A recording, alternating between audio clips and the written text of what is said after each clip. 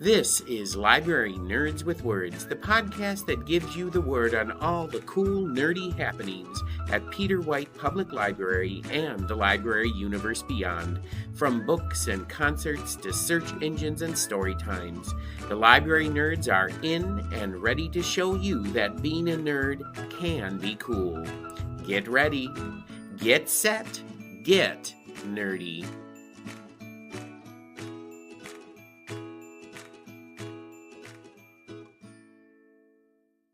Welcome back for this June episode of Season 5 of Library Nerds with Words, the podcast where you get the word on all the cool things happening at Peter White Public Library and the library universe beyond, straight from the mouths of the people who know it best, library nerds. I'm sorry we had a brief hiatus from last month, got a little busy, but we are back on track now. I'm Marty, the Adult Programming Coordinator for Peter White Public Library, and joining me today in the Nerd Multiplex are everyone's two favorite movie nerds, Ben from Tech Services and Amanda from the Teen Zone. Welcome back to the podcast, Amanda and Ben. Thanks. It's great to be back, Marty. Been like a hot minute, it feels like. It really like. has been. Busy. Well, it's been a while because the last time we sat down to talk, we did our little Oscar wrap-up. That was in March, at the beginning of March. That feels like a lifetime ago. It does seem we did that, and then what else? It wasn't just... We did one before. We did an Oscar preview, then we did a little Oscar wrap-up with a pod. What was the last category we did? No, Christmas. No. Yeah. I think so. I think so, Ben. Oh, boy, okay. I don't know, We were in dispute already, and we haven't even started talking about the darn... Oh, I almost swore already. We're off to a great start.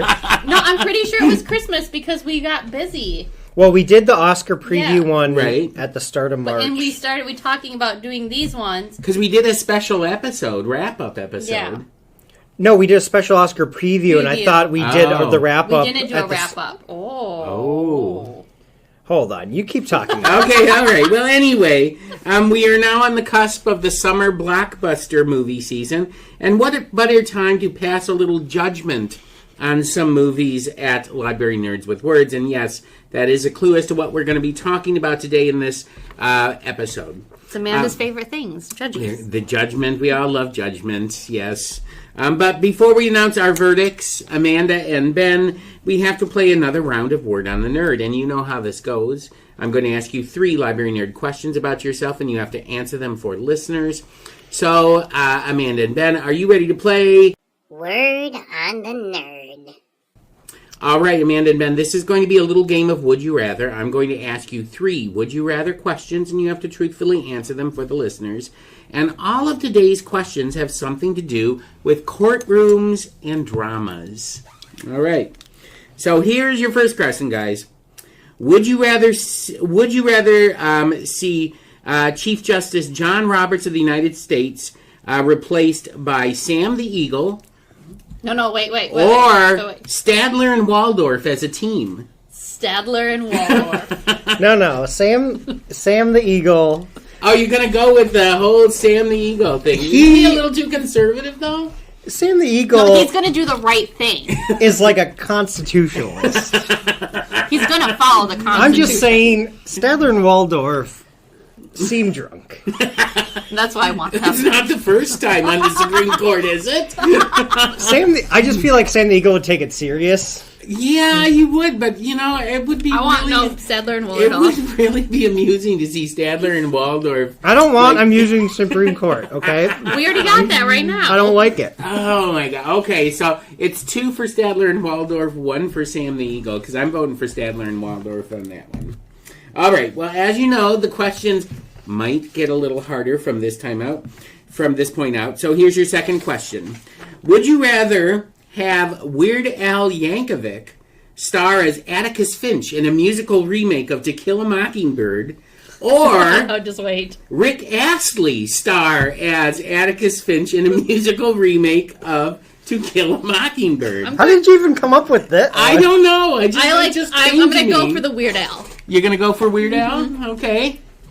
Atticus Finch. Okay, let me... I'd say Rick Astley. Okay. You're going to watch a musical version. Yeah. With Rick Astley. Never going to lift you up. Yeah. Come on. Yeah, no, that would be fun. I just feel like with Rick, you could maybe tell the story the way it is with Weird Al. And he might be a good serious actor too. Yeah, he could be a serious actor. The Weird Al one No, I'm just could be crazy. I kind of like the idea of Weird Al as Atticus Finch. Because he could break out in musical number. Yes, he Yeah, could. with with his accordion. Like, I don't want. I love that. He's in the middle of his summation and he starts taking out the accordion and playing starts a polka. singing it. Yes. And singing in a polka style. I will go with Weird Al on this one too. Yeah. I believe in Rick's acting skills. All right. Here's your last question. This might be the hardest one for you. I already know my answer for this one. Would you rather... okay. All right. Would you rather have a Muppet version of 12 Angry Men starring Fozzie Bear in the Henry Fonda role? Why would Fozzie Or- be Henry just Fonda? wait, just wait. Because Kermit was too easy. So Fozzie Bear as Henry Fonda. Or would you rather see a Muppet version of My Cousin Vinny starring the Swedish Chef as Vinny and Miss Piggy as Mona? My cousin Vinny. I almost put Rizzo the Rat as Vinny. Oh, but- it should have been Rizzo. First off. So, I think maybe the Swedish Chef is an inspired choice for anything Joe Pesci played, because you wouldn't have to bleep anything. Nope. Exactly. Because you couldn't tell what he was saying. And, like, when you think of Joe Pesci, sometimes he sounds like that. Yep. Especially, like, in Home Alone, where he's doing, like, the... You know? I think that's a great... Miss Piggy obviously has to be Mona Lisa. Yeah. You know? Who else would... Sam the I Eagle thought- would be the judge. Yes. Sam the Eagle could be the judge. Who'd Kermit be? Who would Kermit be? Kermit would be one of the guys. He could be one of the guys. He could also be the defense attorney, too. No, I think Kermit could be No. Ralph Macchio. Just Yeah. sad Could in be Ralph. jail. Yeah. See, I Could be was one of the thinking. guys. I was thinking of like Scooter as Ralph Macchio or something like Scooter that. could be his friend. Yeah, it could be the friend. That's true. Yeah. Um, I also thought of Pepe as Vinny too, Oh, which Pepe would would have be been good funny too. Pepe or Rizzo. Rizzo could be Ralph Macchio. Okay, Rizzo could be Ralph Macchio. Yeah, There's- you got a 'cause lot I of could choices. see. I could see So Rizzo much. saying, "I killed." What is that line that Ralph Macchio says? When did you kill he's asked him the thing. When did you shoot the attendant? And he was like, "I shot the attendant." I Yeah. could see Rizzo doing that. Yeah, so... Oh, okay. What was the first choice, though? The first choice was Fozzie Bear as Henry Fonda in 12 Angry Men. Okay. I'm going to just say no To which one? to Fozzie being Henry Fonda. Okay. Because I alright. just don't feel like Fozzie is going to, like... I don't associate Fozzie with justice, I guess is what I'm saying. See, I almost had Sam the Eagle in there again, but I was like, that's too easy. No, that's too... And Kermit's No. also too easy. And Kermit is way too easy on that. And just, in that again, my cousin Vinny. It's going to be great. Yeah, Swedish that would actually Chef. be funny, because that's actually a comedy, too, so... All right, so I'm in agreement with you guys. I want to see the Swedish Chef as Vinny and Miss Piggy as Mona Lisa. So, all right. Well, there you Or it could go. have been Janice from the band. I thought about Janice, too. That would have been really funny, though. Janice and the Swedish fish. Swedish fish. Sorry. Swedish chef. Oh, gosh. Yeah. The Muppets needs more females. They do. There's hardly any females. Because they need more female Muppets. Because Could have been the chickens. every time we do this, it's always Miss Piggy. I had in an earlier version of that question, it was Gonzo Gonzo and the chicken? as, Oh. as Vinny. But I thought Gonzo just wouldn't have the edge to it. No, like- but the pairing would have worked really well. I love that these questions always come back to Muppets. It's all Muppets all the time. It really is. And Rick Astley, so. Eh. That was good. Hold on. Now I'm trying to cast Gonzo and my cousin Vinny. Gonzo and my Could he be cousin the Vinny. other He could lawyer? be the prosecutor. He Yeah, could be the guy who- sheriff. Oh, the sheriff? He could be the sheriff. Who would be the prosecutor then? Who would be? Who was the coach of the Hawks and Mighty Ducks? Yeah, you need someone that's Like a bad guy? a bad guy. I mean, you don't want Sweetums. I mean, you could... I mean, not that Sam's a bad guy, but he could be serious. He could definitely pull off that. But But Sam's then the you have to judge. recast the judge. No, we Sam's need the- him as the judge. What about, Herman Munster? Come on. Honeydew Beaker. Beaker? And Honey, what's his name? Bunsen. Dr. Bunsen. Dr. Bunsen and Beaker could be the Beaker. prosecutor. They make a team. He could possibly do it. I mean, that's a really hard part because you sort of don't like the guy, but you sort of like the guy at the same time. Okay. Well, let's talk about real movies. All right. Well, okay. Well, there you go. We've come to the end of this legally cinematic edition of Word on the Nerd. This time with Amanda from the Teen Zone and Ben from Tech Services. And now the time has come to open our eyes and open the case and find out what our subject is today. So, Amanda, Ben, it is time for us to share the word. All right. So, before we talk about the movie and the big reveal, let's talk about what we're eating today. I made tiramisu. I'm slowly working on my New Year's resolution. All right. We found a new recipe. It's an egg-based recipe. It's the New York Times recipe that I found online. And it's more of a custard filling than a fluffy, creamy filling. But we soaked the ladyfingers, obviously, in espresso. We did, what espresso did I use, Ben? Stork. Stop. Yeah, Stoke. Stoke. I don't know coffee, which supports Wrexham. Okay. Ben and I love So Wrexham. Stoke is like the sponsor of the Wrexham's stadium, Yeah. the race course, the Kairas. Yes. Okay. And so, but their coffee's really good, and they have a really good pre-made, like, you can just buy the espresso. It's really delicious. And it's not overly bitter, because you guys don't like the coffee We don't flavor. like this, the really bitter. We don't like the strong Right. coffee. So, but it's strong, but it's not, like, in-your-face pungent strong.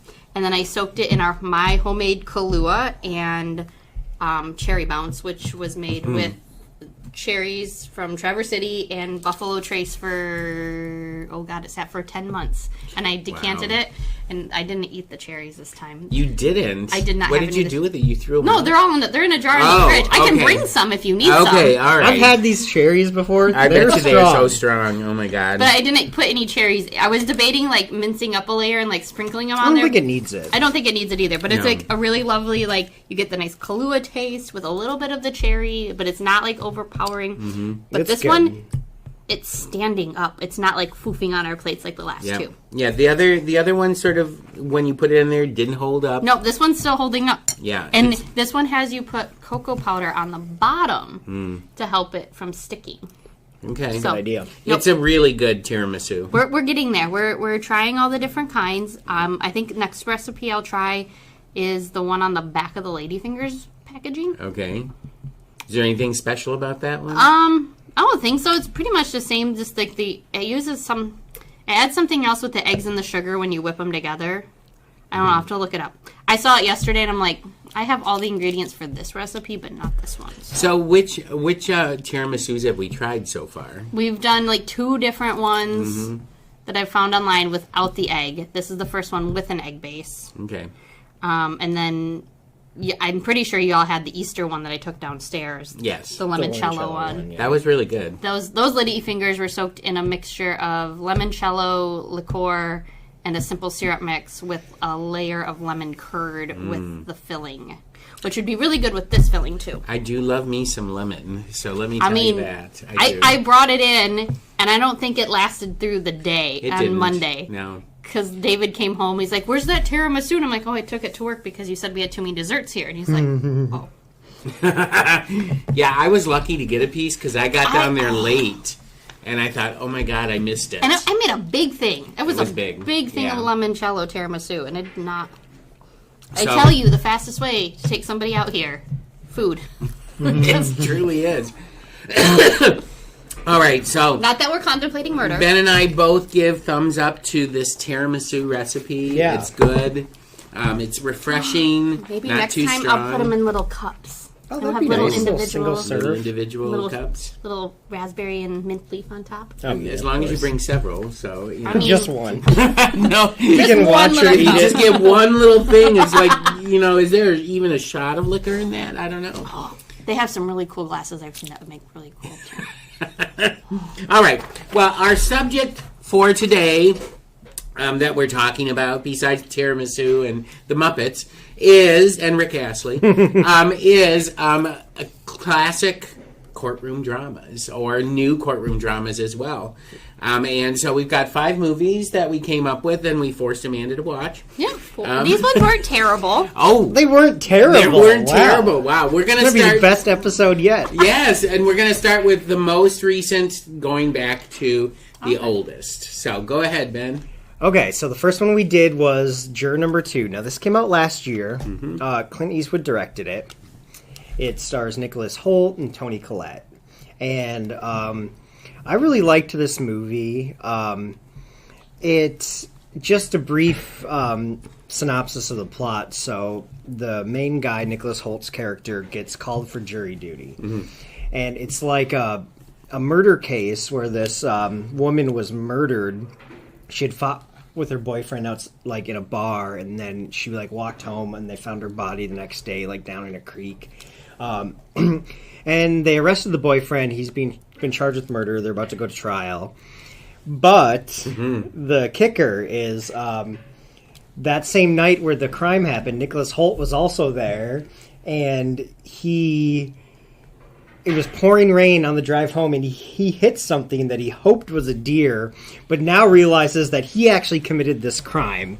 And so he's on the jury, and everyone thinks the guy did it, the boyfriend, and he did not do it. So Nicholas Hoult has to, like, get the guy acquitted without incriminating himself. Well, and Nicholas Hoult does go to a lawyer friend, Yeah. who is also Well, his AA sponsor, also his AA sponsor. which I feel like is a big part of the story, that he used to be an alcoholic and was sitting at the bar, and that's why. And Kiefer Sutherland says it doesn't matter when he tells it and confesses it. Because he says, sorry to interrupt, but key thing, he went to the bar, he ordered a drink, he did not drink it. He did so not he drink was it. not drunk. Nope, he was And not drunk. Kiefer is like, no one's going to believe that, bro.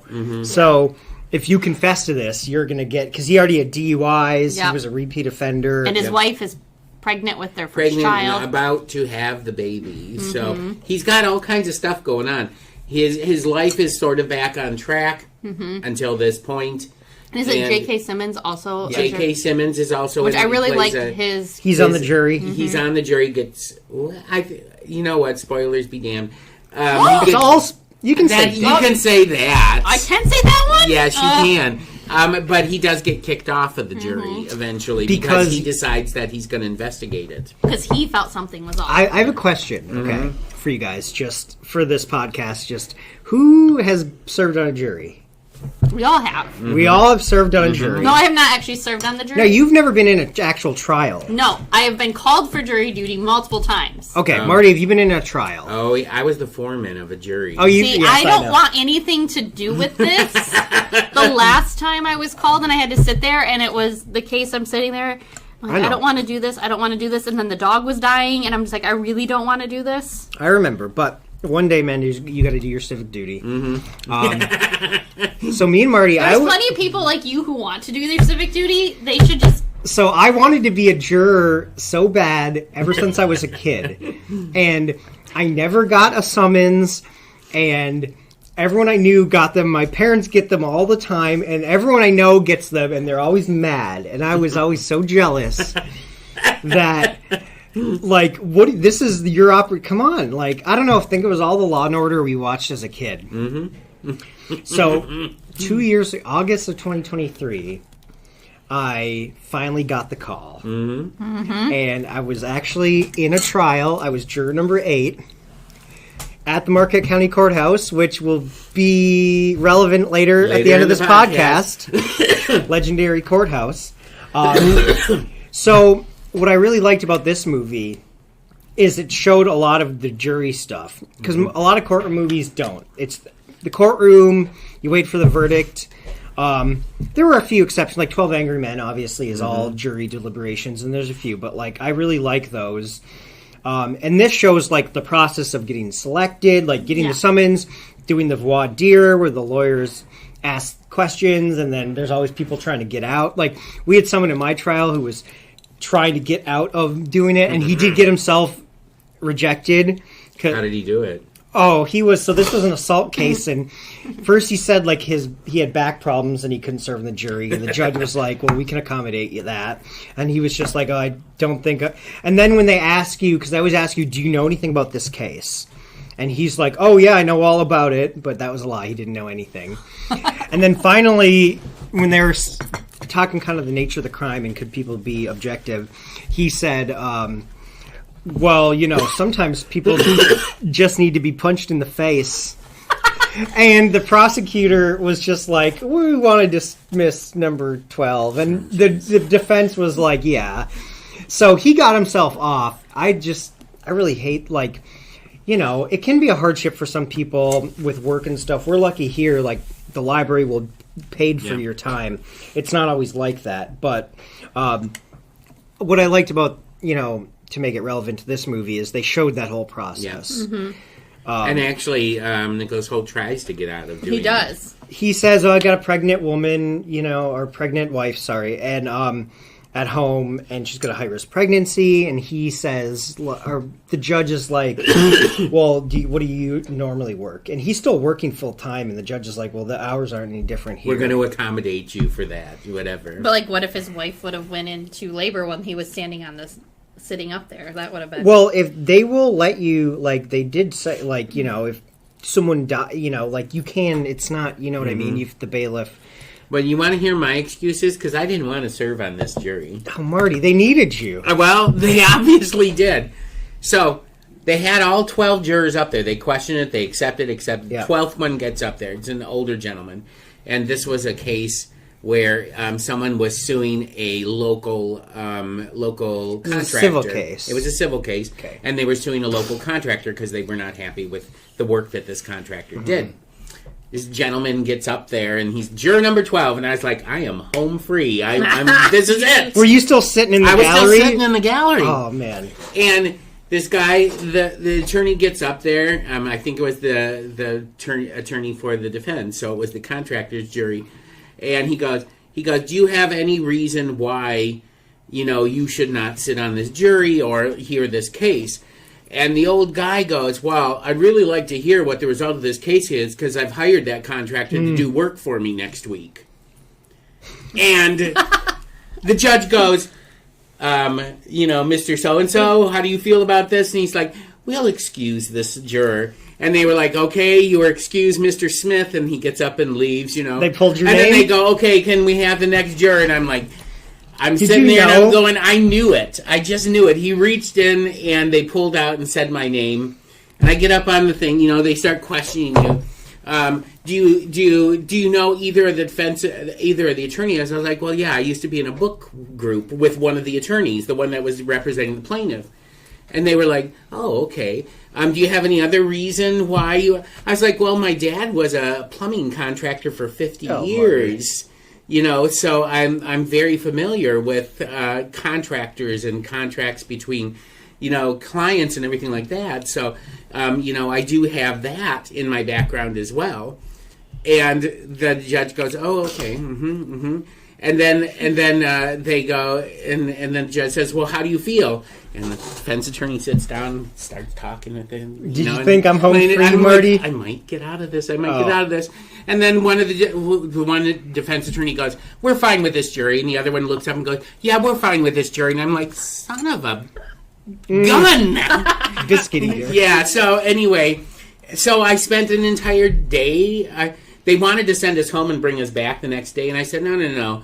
I was the foreman. I said, can you just buy us pizzas and we can get this over with tonight? You did not want to come back tomorrow. I don't want to come back."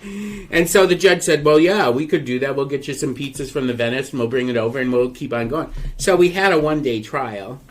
Which court was this? This was the one in Ishpeming. Okay. So yeah, and all I can say about the trial and the verdict was nobody was happy at the end. Yeah. It didn't go completely for the plaintiff, but it didn't go completely for the contractor. Yeah, we had not guilty just because the evidence they charged the guy with, they way overcharged him probably to get him to plead to something, and the public defender, sometimes they just call the bluff and they try those cases. I was thinking we did have another person rejected from my jury in the voir dire, and it wasn't anything, but they do ask you, and they do this at every trial, and even like in these movies, you see them ask the questions, but like they will ask, like, "Are you married to law enforcement? Are you law enforcement?" Like, my favorite is when I was sitting there waiting to be called.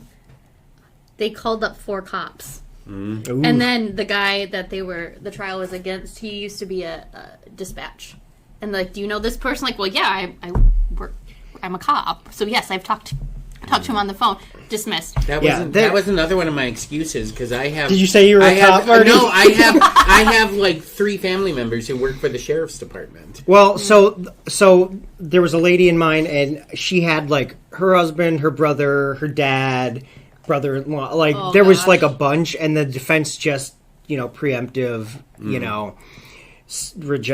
sent her off. They didn't ask me any direct questions at all.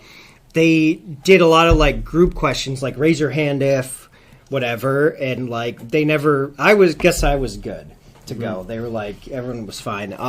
No, you were too eager, dude. I wanted it so bad when you were talking about getting the name called. So like when I got there, like so there were 50 people. Like I counted. Yep. And I was like doing the math on my phone. I was like, dude, there's like a less than a 20% chance. And I got picked 8th, and I was just like, oh man. And being on a jury, it's very interesting. Everyone should just do it once. Like just being up there, because like the whole time you're on display, like you will look, and like the lawyers are looking at you. Like they're looking at you guys all the time. And like the defendant's looking at you, like he was looking at me, and like no thank you, no good. Well, and then like every time you come and go, everyone stands up for you. Which is kind of cool. It is. You know what? No, see, I don't know. Like, this is too stressful. My mom served on. We'll take a break, and then the jury is excused for all rise, and all rise, and everybody rises and has to wait while they wait for you. And then when it comes back into session, bam, bam, they open the door, and also during the trial. So good. And during the trial, Amanda, because mine was like 2 days, but whenever there were breaks, like so you wear like jury. It says you're a juror. No one is allowed to talk to you. So, like, if you're running to the bathroom, like, people, like, get out of your way like you have the plague.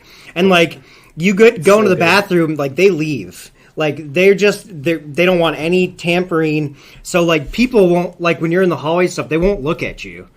And it is so weird. Well, it's so, because when J.K. Simmons in the movie gets excused, and Toni Collette is standing outside the courtroom talking, and Toni Collette is on the phone distracted, and then J.K. Simmons stops and starts talking. She, like, literally takes, like, 5 steps back. Yep. And he's like, Counselor, I'm already excused from the trial. Yep, because so that's a real thing, and I brought up the cop thing because J.K. Simmons was a cop. He was, yes. Retired, and they did not ask him because the judge says, like, that was your responsibility to find that out. It's not an automatic rejection, but like defendants usually will try. They don't want cops, because they're going to be sympathetic to other J.K. cops. Simmons says, "Why didn't you tell them that? They didn't ask me." Nope, and that's on them. No, it is. That's on them for sure. But that guy had a bad lawyer, like he did have a bad lawyer, a public defender. But anyways, as far as the movie goes, like it was a good movie. It was a rock solid. Clint Eastwood. He's made like 20 movies like this where. They're really good performances. It's not going to win Best Picture or nothing, but, like, you're invested the entire time. Oh, yeah. You're not getting bored. And me and Amanda talked about this, too, where it's, like, they used to make movies like this all the time in the 80s and 90s especially. And they don't do it anymore. No, this movie would have came out just like a movie we'll talk about in a minute.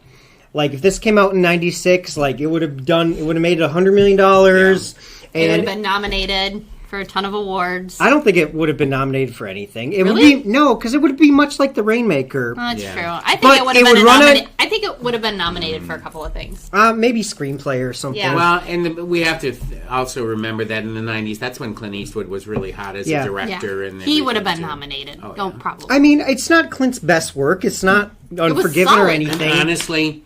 And this might be his last movie. And if you didn't even know that Juror Number 2 was a Clint Eastwood movie and you were watching it, you wouldn't even realize that. No, because it wasn't the traditional... Well, because Clint Eastwood really, too, most of his movies are just rock solid, you know. But what I'm saying is, this movie would have came out in '96, would have done good. It would have been like summer. It would have been like June, and then it would have run on TNT for every Friday for like 20 years. And like, Fair. It's that sort of movie, like in a good way. Yeah. It was good. I enjoyed it. I have a question about the ending of the movie. Okay. That frustrated me, Okay, though. I I know. just wanted an ending, So- and it leaves it so open-ended. So let's does not like do that. this. I don't like open-ended. So eventually the juror number 2 confesses to his significant other. I don't think they're married. Because when the DA is like investigating the trucks and everything, and it's registered to And then he sells it. his significant other, but it's registered to the significant other. So she talks to the significant other, who's already been is in the know about this, because he's basically Kiefer Sutherland says, "Don't do it, man. Just serve on the jury and just be done with it, because you'll go to prison for like 30 years." And so he's basically. I think what the juror is trying to do is he's trying to get a hung jury so that he doesn't have to, that the guy goes free. Right. No, he's not trying to get a hung jury. He's trying to get, because Kiefer says you have to get it has to be an acquittal, because a hung jury, they'll just retry it. Retry it again. And the one thing, and I'm interested in what Amanda thinks, a lot of the jurors I hated. They were not considering any of the facts, because the facts of the case They didn't want to be there. Well, they did not want. They wanted to go in and be like, "Dude, he's guilty. Let's go." It's a lot like 12 Angry Men, where They just wanted to go in, do their thing, and done. It gave me that 12 Angry Men vibe. right, and like Nicholas Holt's like Henry Fonda, like let's talk about it. Imagine 12 Angry Men, but Henry Fonda is the killer. Well, and here's the thing: when he does start talking about it, eventually what happens is the same thing that happens in 12 Angry Men, which is. The guy starts. Everybody starts convincing, questioning, and as long as there's reasonable doubt, that means there's acquittal. Yeah, but the thing is, there were a few jurors who did not care, and they're like, he was a former gang member, because this is such flimsy evidence. They have no murder weapon. Like, a competent defense attorney would have been able to get an acquittal. These jurors okay, so we didn't say this. He's found guilty because Nicholas Holt. He chickens out because they go visit the crime scene because they're deadlocked, and then right after that, he realizes, like, he sees where he committed his crime, and he's like, nope, the only way to get off is to get this guy wrongfully convicted. So they do, and the ending, basically, Toni Collette, because J.K. Simmons had tried to convince her, like, you got this case wrong, this is a hit and run, like, I've seen these before, and so she shows up at his house after the trial's over. and he's holding the baby, And then it leaves possibilities, like...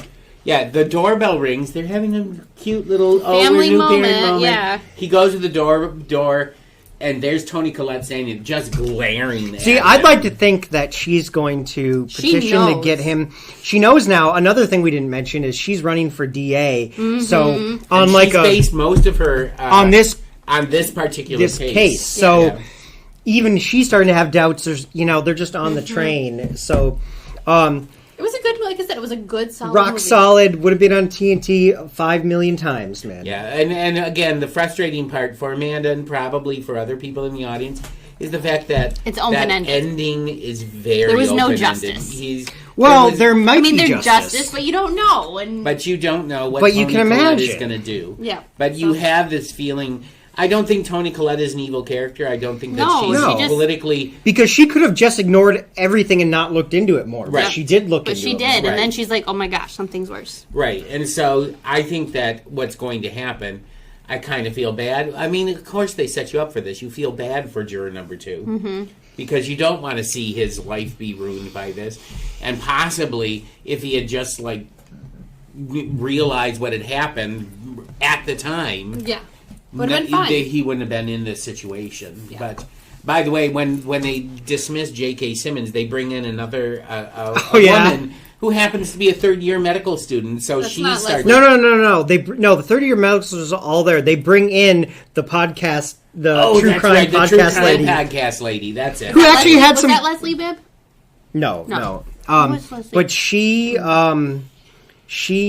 had some good points. My favorite thing is I listen to these podcasts all the time. It's always the husband, and then he said, and then she goes, but the other second part of that is that the most obvious suspect is never the one who does it. Yeah. So, But the thing was, they were never going to acquit him because there were some jurors who just hated they were projecting their stuff onto the defendant, and they were just like, no, we're not changing our mind. They weren't even looking at the facts. They did not care what the facts were at all. Because Nicholas Holt's making good points, like, it's on... Those stubborn jurors kept saying, like, the defense didn't prove they didn't do it, and he's like, that's not... The burden of proof's on the prosecution, and they just like, we don't care. Yeah, they just... So that angered me a lot, but there are jurors that are like that, so this is very realistic. But anyways, good movie. Give it a thumbs up. I do get... How many pieces of tiramisu? 1 to 5. Is that the... That's it, yeah. Well, you know... I'll give it like 2. 2 pieces? Out of 5? I mean, 3. I don't know. Come on, Amanda. I would give this a solid, like, 3.5, 4 pieces of tiramisu. Yeah, I'm going to say I'll go 3. 3.5 pieces of tiramisu. Okay, all right. So there we Good, go. solid movie. All right, so that's juror number 2. Our next movie is Anatomy of a Fall, I believe. Yes. This This was a great movie. Oh, yes. I liked this one. So this came out a couple years ago. It was like last year's Oscars. It's got tons of nominations. It got tons of nominations. It's a French movie. So But it's good. Sort of in English, sort of in French, Yes. sort of in German. That was my biggest pet peeve. It's like, oh, it's in English, and then all of a sudden they're speaking French. I'm like, now I have And to have German. subtitles on. Because she is German who lives in French, and it's easier for her to speak English than French. Yep. So the main character, what was What's her name? Was it? She's a German writer. Yeah. So her name is Sandra in real life. Sarah. No. No. I got it here. Okay. Sandra Hüller was the actor. Oh, and her name is Sandra. In Sandra, that's what I thought, yeah. Wow. I love it when they do that. It's like Woody and Cheers. Like, just to make it easy. let's not confuse people. You'll get confused. Okay, so she basically she lives outside Grenoble, France, in the French Alps. In a house that they're redoing. Yep, up in the mountains, and right outside Grenoble, and they have a son, Daniel, who is blind, and basically the movie starts and she's being interviewed by like a cute young college student or something college like that. student. Yeah. About her writing, but she doesn't give interviews all that often. So No. that was So the she's reason. some writer of note. Like, people have heard of her. And even in that initial interview, you get this thing where she says, about how she bases lots of what she writes on actual real life. situations in real life, which plays a huge part. So in the her next husband part. is basically up in the attic floor. It's like a wooden cabin feely type mountain. It's a chalet. Yeah, it's like a chalet. Yeah. It's a mountainside chalet. And the husband is just being a total jerk, and he's pumping basically 50-cent instrumental. Yes, he was. I was sitting there and like, oh, look at that. Yeah, and it's just so obnoxious, too. With like the reggae drums, like steel drums. Steel drums. Clunk, clunk. And I'm just like, I would murder my husband. Literally had I that was thought. saying, like... Don't say that on the podcast, Amanda. Like, if I was her, I You was just like... watched 5 movies. know. You don't say stuff like that. So... I'm not going to be the one to murder my husband. I can say that right now. Stress will get him first. Ben and I take no credit for what was just said. We're not responsible. I would have slapped him. I would have slapped him hard. How is that? Slap is fine as long as he's not standing near a Because railing. Yeah, don't slap him off over a 3-story drop. So, okay. All right, guys. Okay. So... the interviewer leaves. She's like, we got to reschedule this. And then basically the husband falls. We don't know that he falls, though. Well, initially he falls. The kid is out hiking with his dog. He's got a dog named Snoop, and this dog is like an awesome dog. He's like a seeing eye dog. He actually won the Cannes prize, because this one at Cannes, best Palme d'Or, and the dog won because Cannes has a pet prize. Which I never knew. Which is awesome. So basically, the son finds him, and he's dead. He's fallen. He was shoved. He tripped. We do not know. He jumped. We don't know. from basically the attic. There's a shed down there. He hit the shed, bounced off, hit the ground. He's dead. And we think it's an accident, but the authorities don't think so. So she ends up getting charged with his murder. Right. So, Amanda, what do you think? I don't think she did it. Okay, well, all the acting is fantastic. No, it was a fantastic. So good. That kid was he was so good. so good. Well, and in like that movie. What I liked is they brought in multiple, like the court system there is wildly different than the court system here. that was so interesting, wasn't it? Yeah, it was very interesting to see, and all the questioning, and the kid had somebody with him 24/7 because they didn't want the mom to influence him. So for people who have not seen this movie, so basically, because he has no parent and no guardian, but like he's going to be used as a witness, and they don't want to take him out of the house because he is that's his blind. house, and he's also blind. So what they do is the court appoints a guardian to live in the house during the trial to basically be with Daniel 24/7 to make sure that he's not being influenced at all by his mom, who's on trial for his dad's murder. And that was Marge, and she's like one of my favorite. Just low key, chill. Marge seems like a great hang. You know what? When she saved the dog at the end of the movie, I was like, "Oh, she's a hero." I love her." Marge, I love Marge.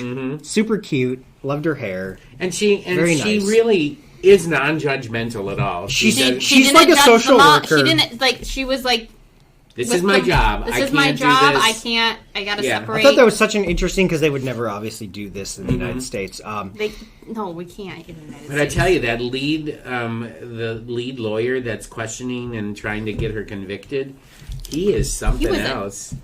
Wow. Watch your language. You were close. I was gonna. He was a jerk, but jerk. But I mean, that's not his job, though. That's his job. I liked the defense lawyer too. So basically, it all comes out where you've seen movies before, listeners. Like, they were fighting, and she had cheated on him, and, like, the husband was depressed. Right, he's been suffering from depression, and... Yeah. And, like, he can't write. Like, he wants to be a writer, too, but then it turns out that she had perhaps stolen material for her latest book from him. She claimed that he gave her permission. Yeah, but she also supported him in his writing all those years ago, and he just went nowhere with it. Yeah, so there's lots of problems, okay? Yes. Like, she tried to support him. He didn't want to. And the husband has been surreptitiously recording. Yeah, so everything. They arguments. They had right before this. Like it was a few days before the incident. Yeah. Just happened to be recorded.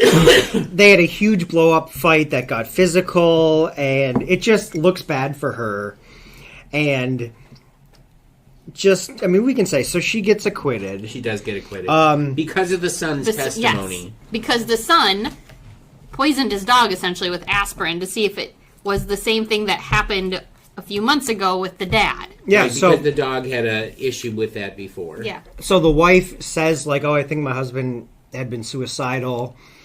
And, like, I mean, rightly, a lot of the judges are like, well, this is convenient, like...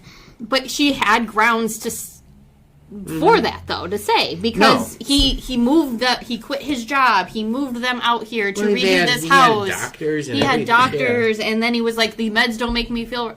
There was just so many things. It just straight up was not working, and... She should have just left his... I didn't say it. You were very close, but she should have just left him. She should have just left him, took the kid, and walked away. But they have a kid, and he's got a disability. Oh, so the reason we got to talk about that, Amanda. Yeah, but it's the dad's fault, by the sounds of it. They don't go really deep into it, but it sounds like she blames... He got hit by a motorcycle. Yeah, but she blames the husband for it. Well, from what it sounded like, it's no one's fault. It was an accident. The husband definitely felt guilty about it. I don't think it was an accident. Like, right. No one was like. But he was fault. with the dad, right, when it happened. No, he wasn't with the dad. But the dad felt guilty because he was like, "Oh, if I would have been there, then this would have." But she was also not there either. Right. Yeah. So it was an accident.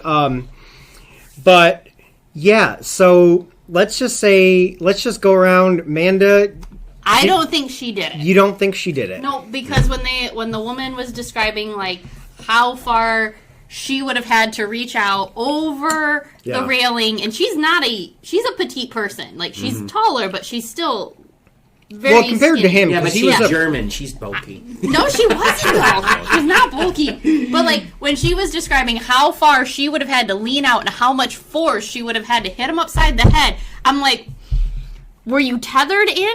Like, were you like... Yeah, because it seemed like she could have fallen, She could have... There's no way, because motion would have carried her and him over the side if she really had to, if he went the wrong way. She would have had to been, like, tethered into the stairwell and the railing not to go over the edge. So I will say... I put thought into this, because I'm like... Wow.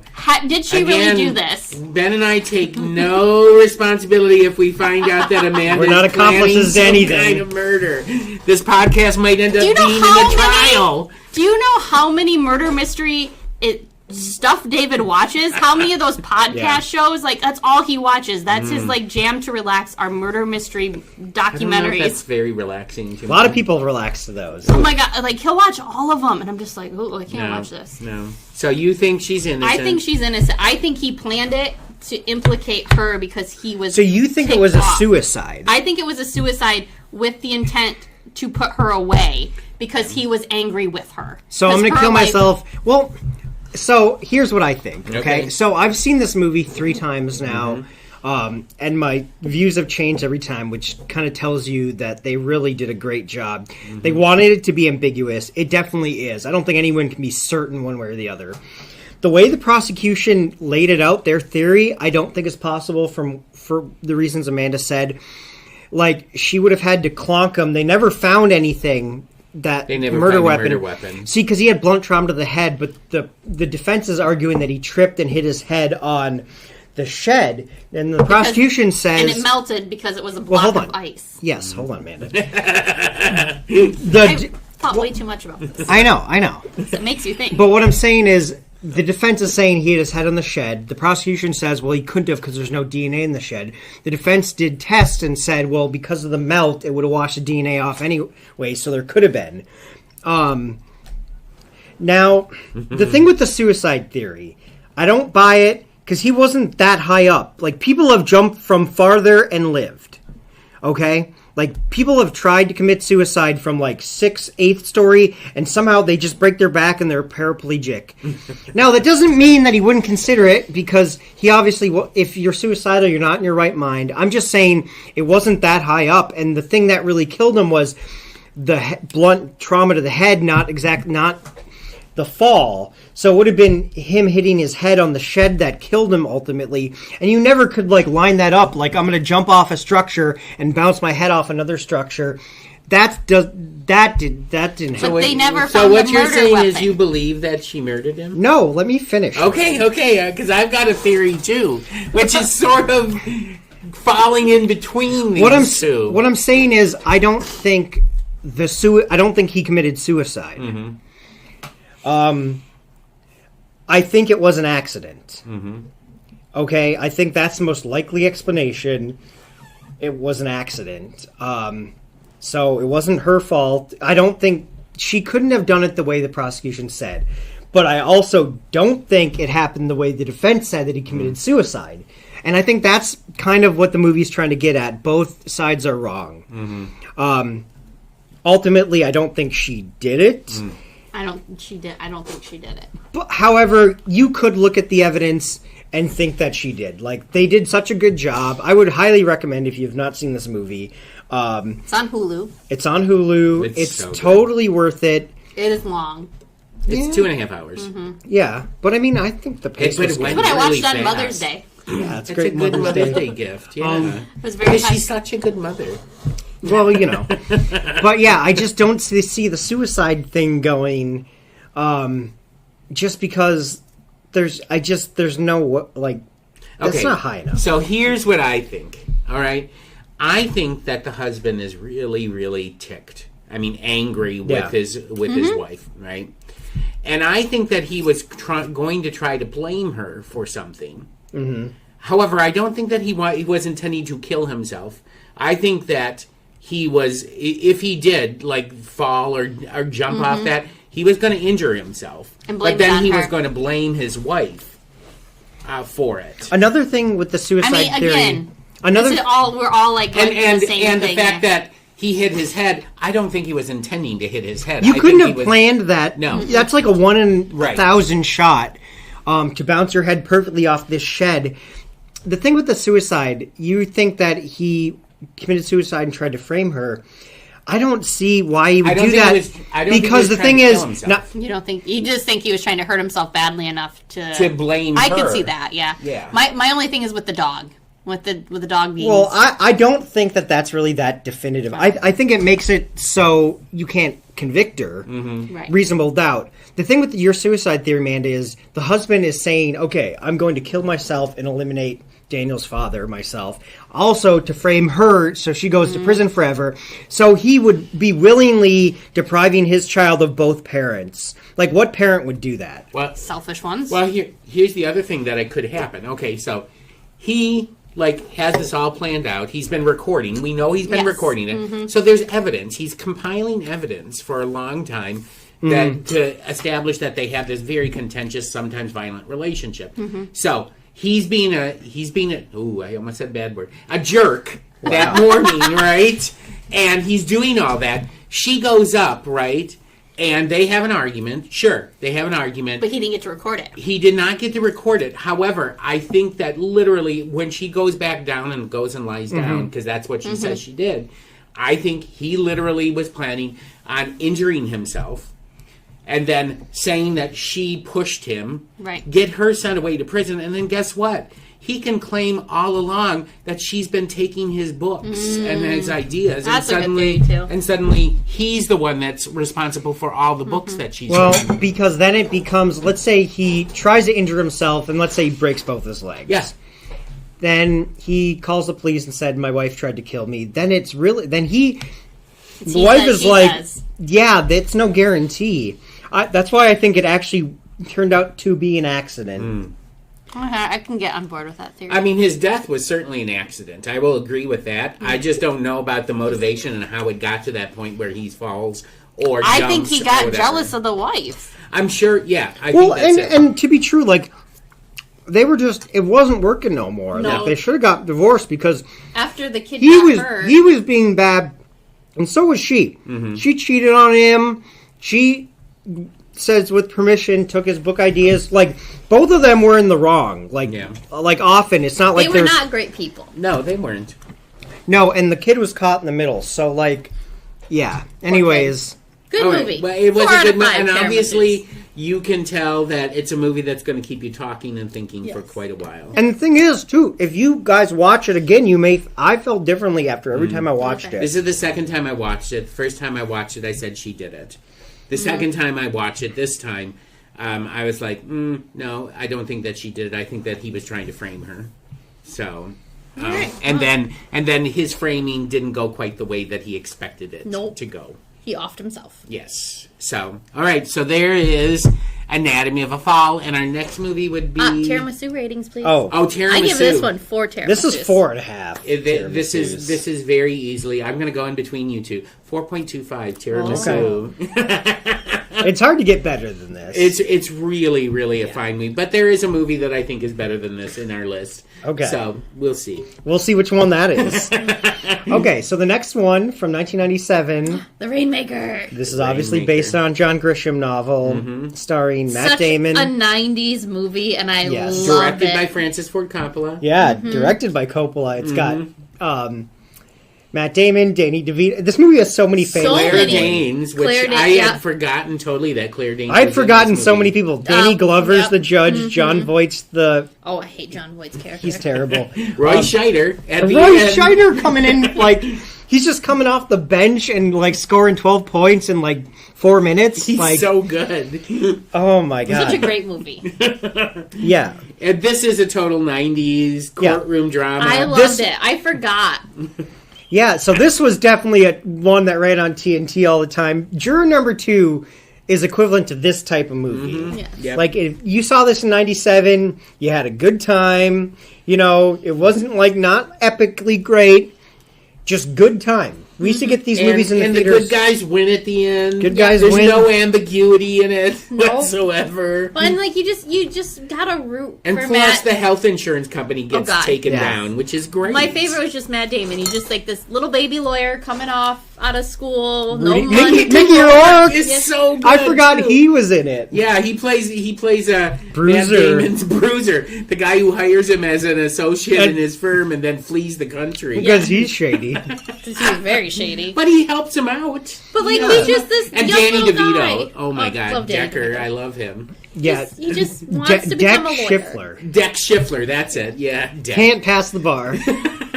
Of course not. And Damon passes it his first shot. You know. Well, I mean, he's clearly a smart kid. And, like, Yeah. that's the whole thing. But he just, like he said at the beginning of the movie, he didn't have the money that the other kids had. Mm-hmm. So here he is. He's truly, like, helping public cases. Right. And the little old lady with her will. Oh, my God. Yeah. Leave everything to the TV preacher. He needs a new plane.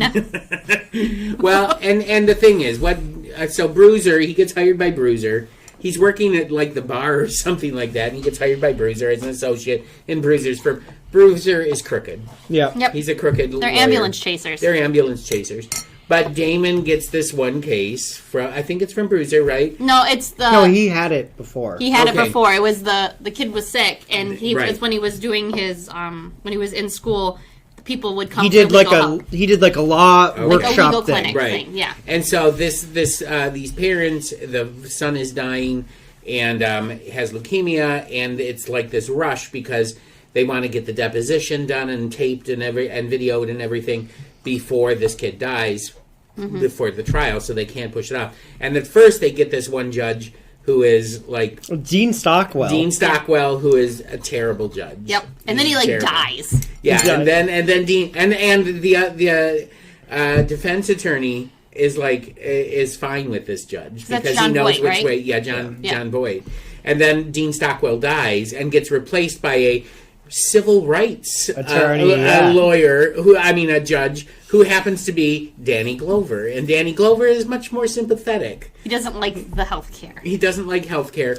And so, literally, the movie, in some ways, is sort of this huge takedown of the American healthcare system Yeah. and the way Yes. it works. Well, And, it was and just- it's very satisfying. It is. And it's just like they're running all over the place, and then you feel bad because like all these people are being fired from the health insurance company, so they can't Because they're testify covering it up. Because they're covering it up. Because then you get towards the end of the movie. Well, we should say what happened. So, the kid who had leukemia, the insurance company, he needed a bone marrow transplant. They denied the claim. They denied times. it 8 times. Oh, 8 times. And the 8th time, the guy, the vice president of claims, wrote, "Are you stupid, stupid, stupid," on Yeah. the rejection letter.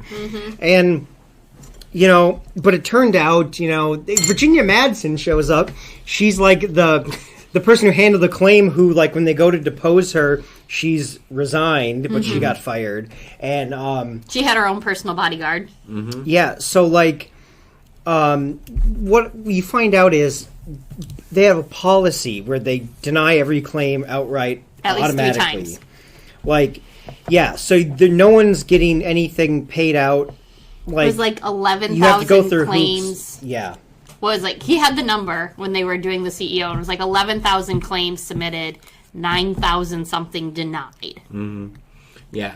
And of course, Virginia Madsen is one of those. We see this in legal dramas all the time. She's the, like, star secret witness that comes in at the end and just destroys the defense's case.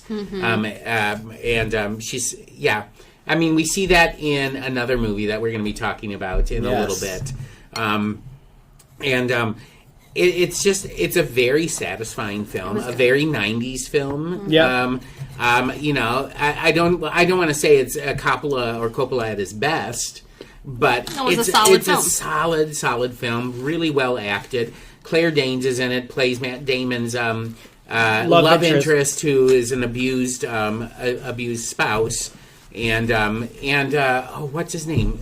Plays her husband that is abusing her, and Andrew Shue. Yeah, Andrew Shue. And I was like, That's her- who? Andrew Shue is not an abuser. You can't have Andrew Shue be a wife beater, but They He did. really does a good job because he does looks do like a good wife job. beater. He does. Yeah, but you have, I mean, all the performances are so good, and you're watching it, and every once in a while someone really huge comes on the screen, you go, holy cow! Yeah. You know?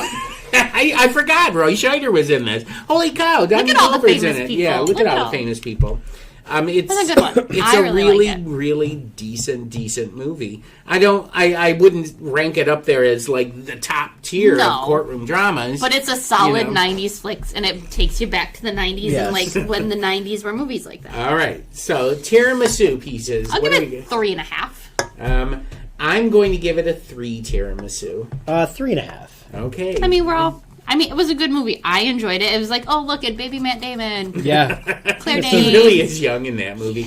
He's like just coming off like Good Will Hunting and all that stuff. So because I think Good Will Hunting was 92. No, Good Will Hunting was this same year. Was it the same year as 97. Rainmaker? I was older, yeah. Oh, really? I thought it was 92 for some No. reason. Okay. All right. Well, so, we're all good with The Rainmaker. Good film. Yep. And now we're going to come to our 2 last films, Yep. right? So 1982, 1982. The Verdict, starring Paul Newman, Jack Warden, James Mason, Oh, my God. Charlotte Rampling. Who else is in it? Oh, gosh. Those are the really huge names. Those are the in it. top billed names. Yeah. There's like other that guys that you're like, oh, that guy. There's a bunch Yeah. of like character actors. Because the guy who and played the actresses judge definitely is in a lot of stuff. is in a lot of stuff, and even the one who played the OB nurse that he's like going after Yeah. all the time. She's a character actress that you used to see in a lot of stuff. So, anyways, this is my favorite Paul Newman performance. I Of think all time. I think it's better than The Color of Money, which he won the Oscar for. Well, yeah, eventually. Color of Money was, That was I mean, it's actually a good movie. Scorsese directed it, but it's not as good as The Hustler. no. But this is my favorite Paul Newman performance because I kind of like it, like when these like handsome leading men play, where they're like kind of rumpled and like down. You know, I feel the same way with like George Clooney and Michael Clayton. Yep. But so Frank Galvin, that's who he plays. He's a lawyer. He isn't. Oh God, this is so bad too because the movie starts and he is just going to funeral homes and like finding that is- Very I'm so skeezy. sorry. I'm so Very sorry. skeezy. he is like these widows and stuff. He's like, I knew your husband from what if I can. He's not even ambulance chasing. He's funeral home chasing. Yeah, was which his is worst. just so gross feeling. Like, oh. And he's getting thrown out of funerals because, like, people are like, you didn't know my husband. Like, you know, I mean, these wives are crying and he's, like, slipping them his card. The one where he gets kicked out at the beginning. Yeah. The one who plays the son of that woman Yeah, was a he's- famous actor. And I Yeah, can't that remember. guy, you've seen him and stuff, too. So, anyways, he is down and he's a drunk and he used to have, like, a bright career and now he's just, like, he's at the bottom he got of the barrel. screwed over by a He firm did. that he was working for, So, his buddy, Mickey, Jack Warden, who is fantastic. so good. Basically, has been trying for years to like help Frank, and he's like, Frank, I can't do it anymore. Like you're just a drunk, you're just whatever. And he's like, listen, like gives him one last chance. Here's this case; it's easy to settle. The Catholic Hospital. This is in Boston. There's like this girl, like she was given the wrong anesthetic. She was pregnant, and they gave her the wrong anesthetic, and she ended up throwing up and like aspirating the vomit, and she got brain dead. She's like, she's like in a vegetative state for the rest of her life. Yeah. So the sister and Her husband. are like suing them, and this is just get a quick settlement. And the thing is, they've been caretaking her so long, they just want the money too. They want to leave town. Yeah, and they're suing the archdiocese because the archdiocese runs is the the one hospital. that runs the hospital. So like the bishop is like in this movie, and Frank Galvin, like he has a expert witness doctor who's like, no, this is malpractice. The doctors totally screwed it up. He gets offered $210,000, and Paul Newman even says like, because the standard is the defense lawyers get 1/3 of all settlements, right? And he's like, well, this is divisible by 3, so you're talking $70,000. And but he just because it's a movie, he's like, I can win it. I can win this case. And they're like, it's very winnable because they definitely did it. Like, there's no, so I just love it. It's, it's one of my favorite movies. Well, and plus, you have to say this about Paul Newman's character.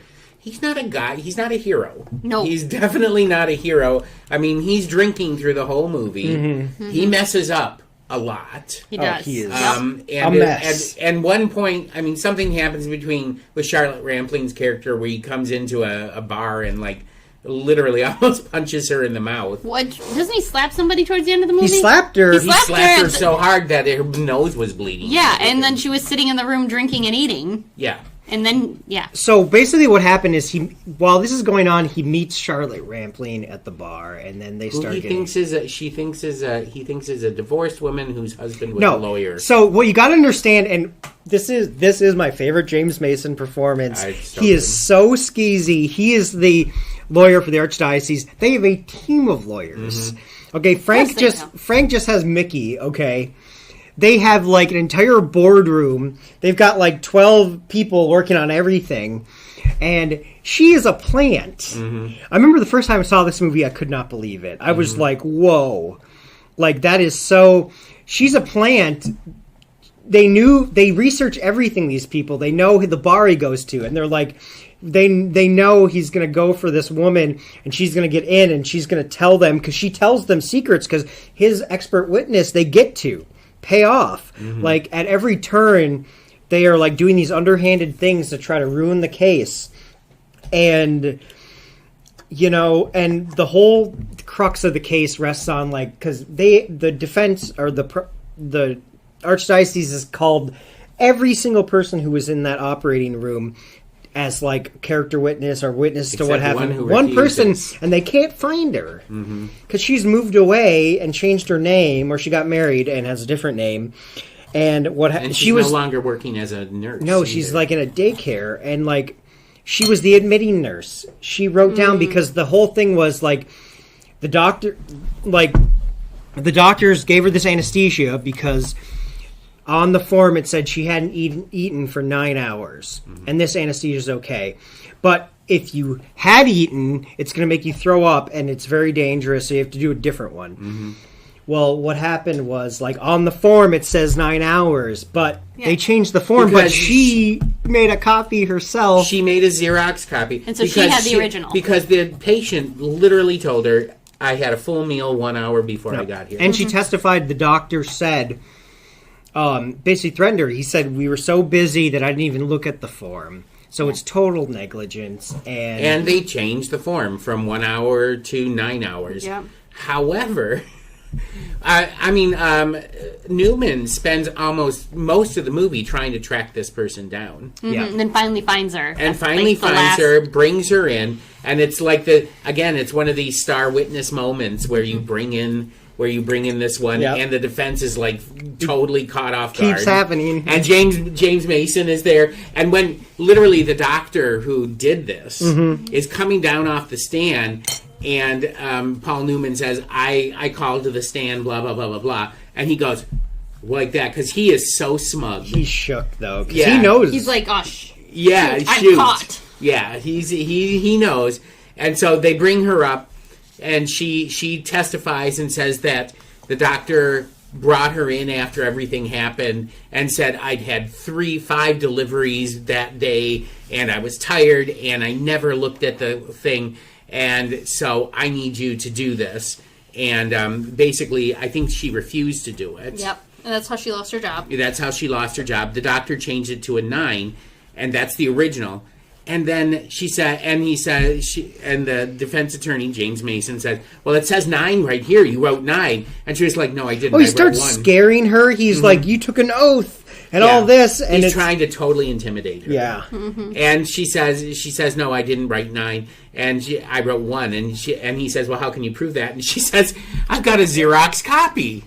They end up, it's not admissible. And so, to point out, the judge in this is so for the Archdiocese. This is a really bad judge again. He starts questioning one of the. And I've never seen that in a No, trial he's movie so before. biased. Mm-hmm. But it doesn't matter because they go to the jury, and the jury finds for the plaintiff. And what were they asking for? They were asking for $500,000? $500,000 or something like that. And didn't the jury say, could we award more? Yeah, more. And the judge has to say, you can. You're only bound by your conscience. And then Didn't they do that in The Rainmaker, too? They did more money? Yes, this is a classic. Although in The Rainmaker, they went bankrupt, so they ended up getting no money. But it doesn't Right. matter. They changed it for the... Yeah, Better. they put it out of business. So in this, they, what was it? 10 million? It was. I don't 5 think that million? they ever give the amount, do they? Oh, don't they? I don't. Think I know that it's they give the 50. amount. Wasn't it 50? It was 50 in in the Rainmaker. Rainmaker because she's like, they're like, what are you going to do with all this money? And the Rainmaker's like, I'm going to donate it to cancer research. They weren't even going to keep most of the money. No, they weren't doing it for the I money. don't think that they ever come up with. Oh, an we amount. have to mention Sidney Lumet directed Oh, this, yeah. all-timer. We need to do a Sidney Lumet. Well, we've done 12 Angry Men already. I know, but we need to do like fully Sidney. Oh, we've already done Running on Empty, which was a Sidney. Next one we're Lumet. doing is Ted Lasso. We have decided. Well, this. we got We're to watching do. this. Well, we got to do it. Look, I don't want to put the pressure because that's a whole TV series. That's different than watching a few movies. No. So Marty's going to Not start. really. I'm Not gonna really. start. I'm gonna start. All right. We've been on you about Don't this. look at me like that. I got to get through Mrs. Maisel first. Yep. So you're right. They never mentioned. They never mention. What they do is they say the foreman of the jury says something like, "Well, we have a question, Your Honor. Is it all right to award more?" And the judge kind of sits there for a second and goes, "Oh crap." Yeah, he doesn't He want to knows. tell them, but he has to. But he 'cause has to, and he says, "You're only bound by your Yep. conscience." And you see Jack Warden sitting there, and when they say that, he goes, Yeah, Jack. yeah, I love Jack Warden. So, and then the movie ends where Charlotte Rampling's she's trying to call him to apologize, and he's just like, It's like, nope. nope, don't do The it. phone's ringing and ringing. He doesn't and ringing. answer. Yeah. So, That's how it ends. anyways, the verdict, Amanda, what did you think? Good. I enjoyed it. Like I said, he was a skeezy lawyer, but he got the job done. But I mean, you got to remember, like he was a drunk, and he cared, but like I don't know. he got screwed by, He did. and that put him in a depression. Like I and said, good movie. he wanted to do one remember what last I good thing, and he texted did. you because I was texting you while watching this one too. Yeah. I would give this one easily a 4.5 tiramisu. I'll give it 4. Oh yeah, Tiramisus. 4.5 tiramisu. Yeah, it's just so good. And I do agree with you. It's probably Paul Newman's best performance ever. Yeah. Although I did like him in Nobody's Fool, but you know I think that was his last movie. That wasn't his last movie. Nobody's Fool was his last movie. No, his last movie was Road to Perdition. Which Oh, was, that's right. yeah, Nobody's Fool. He did Nobody's Fool was 94. So Road Okay. to Perdition was 2000. Because like Hudsucker Proxy was Oh, after. that's right. Um, I guess that's the last one that he got an Oscar nomination for. no, because he was Nobody's nominated for Road to Perdition, That best movie was supporting. so long. You want to bet money? Or? Oh jeez. I'm not going to bet money on this. It's just I thought. I remember. Come on, Marty, I let's- remember I'm working not at the gonna. movie I theater. will not bet money on this. I remember working at the movie theater when that movie came out, Oh, Perdition. gosh. I liked And it was it, but you know, So I really like long, that and I had movie. the movie poster for some odd reason. The movie poster came home with I me. love Tom so Hanks. 2002. Okay. Okay, Road to Perdition, Oh, directed. he's gonna prove me wrong. I know this.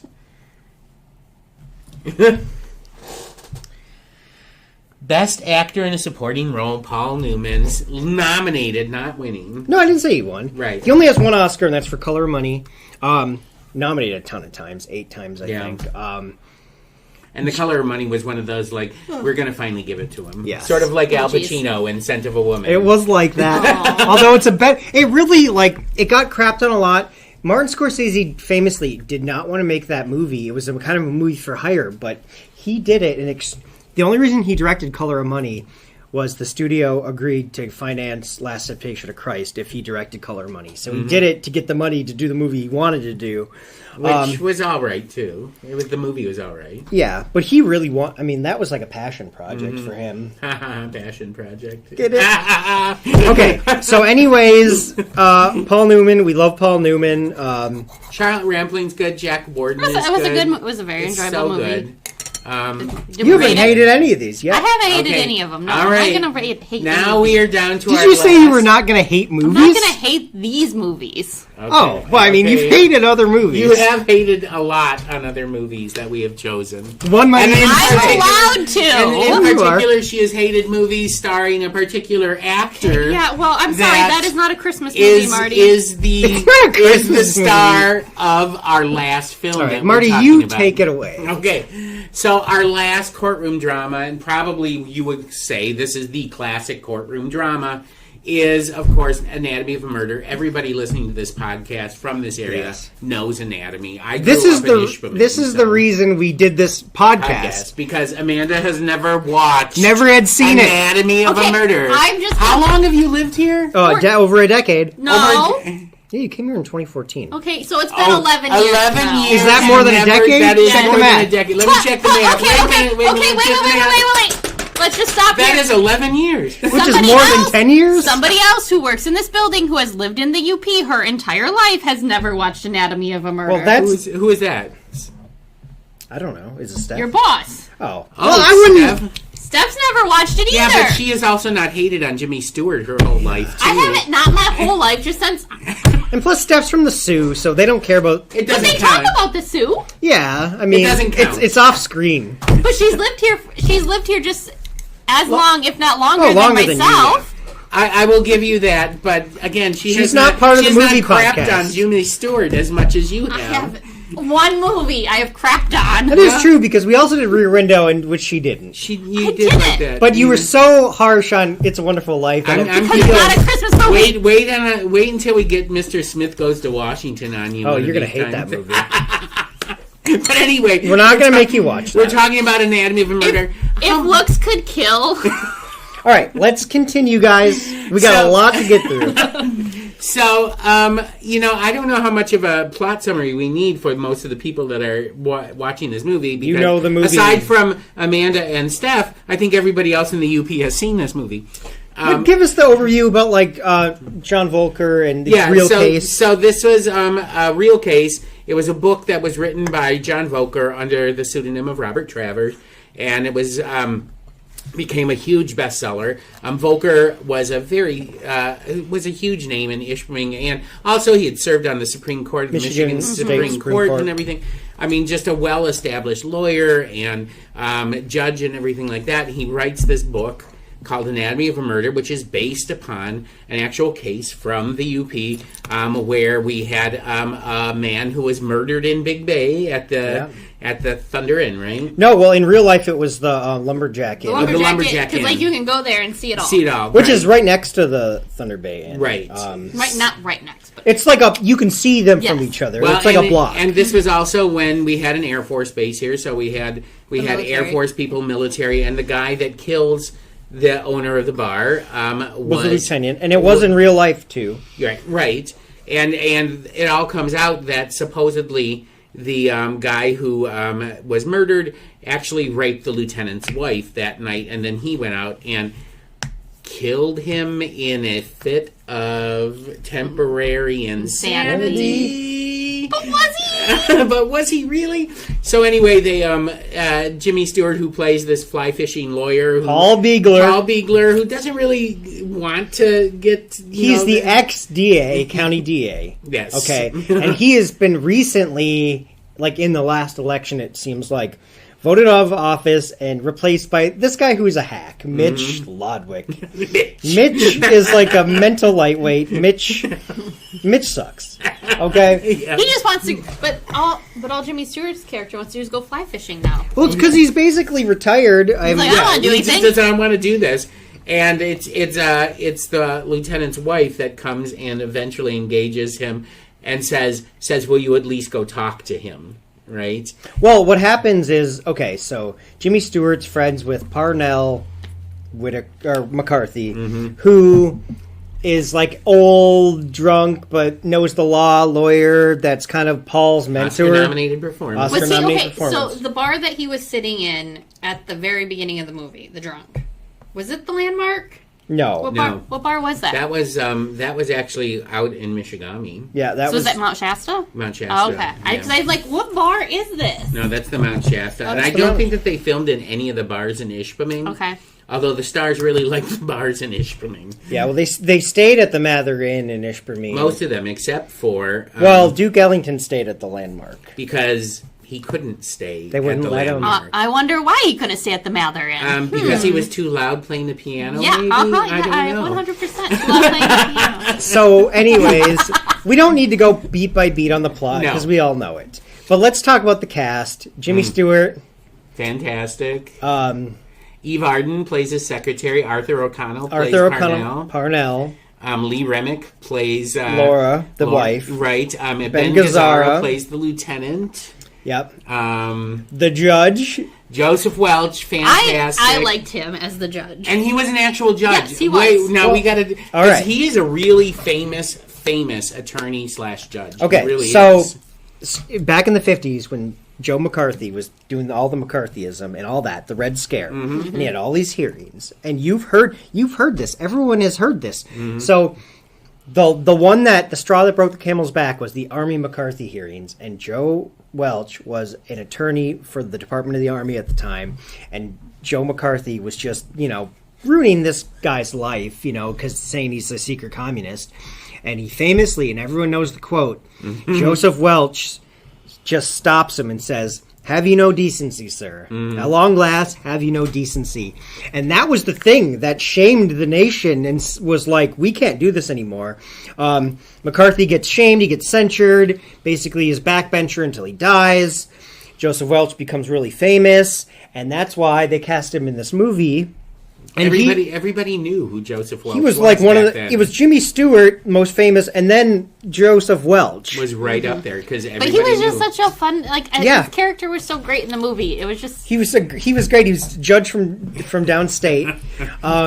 My favorite line is where they're going back and forth, and it's just the weird kind of Paul Bigler stuff. And he's sitting there at the bench. He says, "Well, I understood that you did things a little differently up in the here quaint Upper Peninsula. in the And Upper the big Peninsula." city of Lansing. They kept saying the big city Yes. of Lansing. And I'm like, okay. I just love that line from him. But yeah, So he agreed to do it because his wife was one of the jurors. Mm-hmm. He was like, "Can my wife be in the movie?" that's the only way he would do it. His wife is on the jury.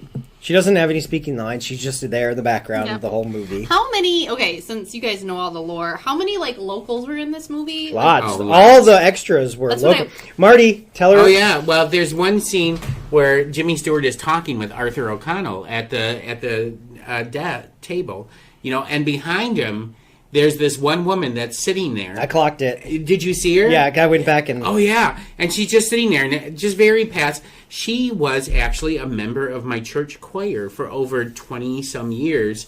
I mean, she's passed, but I'm just a lovely, lovely woman. And I was talking about Anatomy of a Murder one time, 15 years into the time that I had met her. And she said, "Oh yeah, I'm in that movie." I was like, "Oh, well, she's one of those extras that were there and in the crowd scene or whatever." She's like, "Oh yeah, you can see me. I'm right in between Jimmy Stewart and Arthur O'Connell."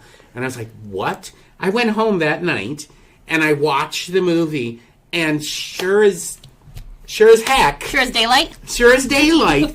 I mean, you see them talking, and then there's this woman sitting there. Yeah, she's very deliberately placed between them. You told me that Otto Preminger liked the way she looked and put her right there. Loved her face, and actually, she wanted a friend of hers wanted her to move. She was like, switch places with me. And Mary Ivy, that was her name. Mary goes, "Otto Preminger told me to sit here. I am not moving from this chair." So that was my whole thing. The movie, and I was so wrapped up with all the different places in Marquette that it was. Where's that? And then David came home because he was working last night, and so he came home halfway. And he's like, "What are we watching?"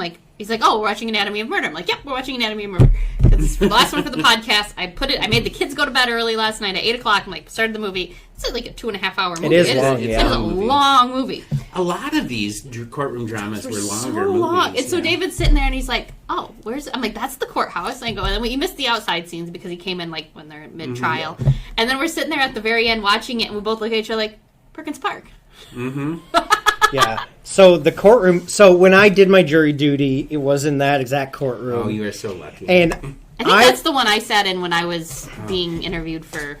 When I was called, but I didn't get. Like little Well, industrial so I was- That's a big complex one. nope. So I was in that courtroom, and the whole trial, I was just like, man, Jimmy Stewart stood right there. Like, George C. Scott was right here when he was talking to Mary Plant. Like, so, and everything they kept original. All the lamps on everything is the same. They have not changed it.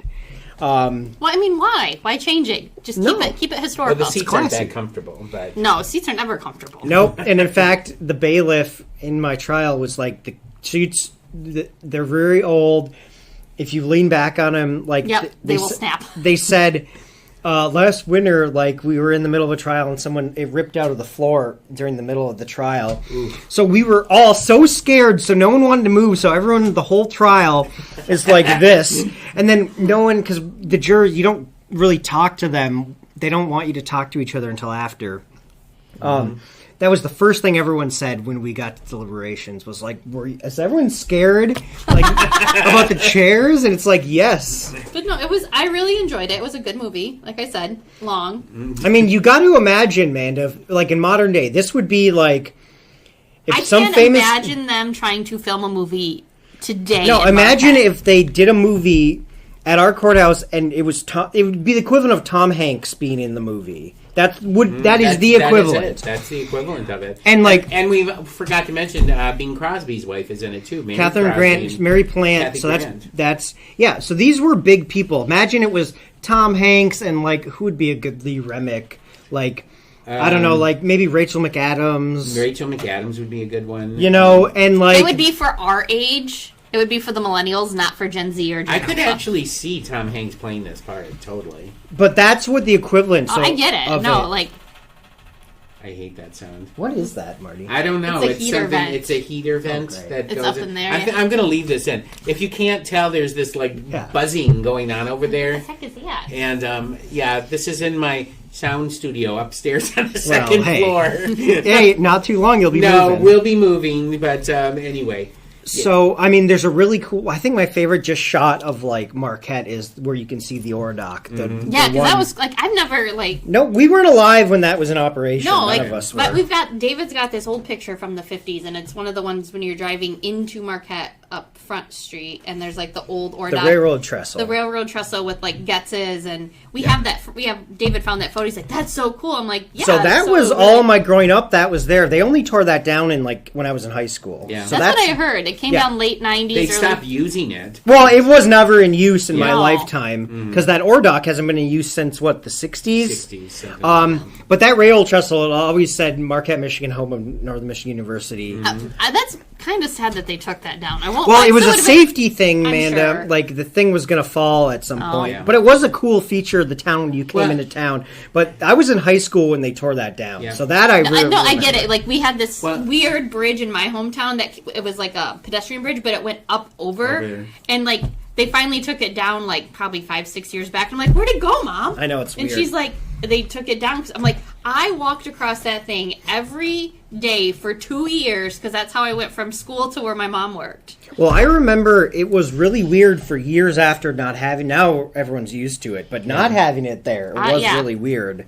Yeah, because I remember coming into Marquette all the time. Oh yeah, that's what you would do. Mm-hmm. So that was like you knew you were in Marquette when you went through the trestle. Well, now it's like when we drive from downstate, you can when you first see the dome, you're like, I'm almost to the county line. Yeah, exactly. Well, and plus they do some Hollywood rearranging of places too. Oh yeah, I died Iron when they City. were in. No, I died when they were in the courtroom and they open a side door and it's Carnegie. It's library. Joseph Welch comes in and hears voices behind the door and opens the door, and it's supposedly the legal library at the courthouse. I've been there. They open the door and suddenly the set is actually the Carnegie Library in Ishpeming, which is the library that I grew up with. So And it's still the same to this day. I've actually gone up just because I wanted to stand where Jimmy Stewart stood when he was up above like that. And Do they have a little plaque? They should have a little plaque there at Ishmael Carnegie. They don't. I should talk to Jesse and be like, you should put a little plaque here. This is where he stood. I mean, if they did it in Peter White, we would have a plaque. Well, exactly. So yeah, you would have made sure there's a plaque.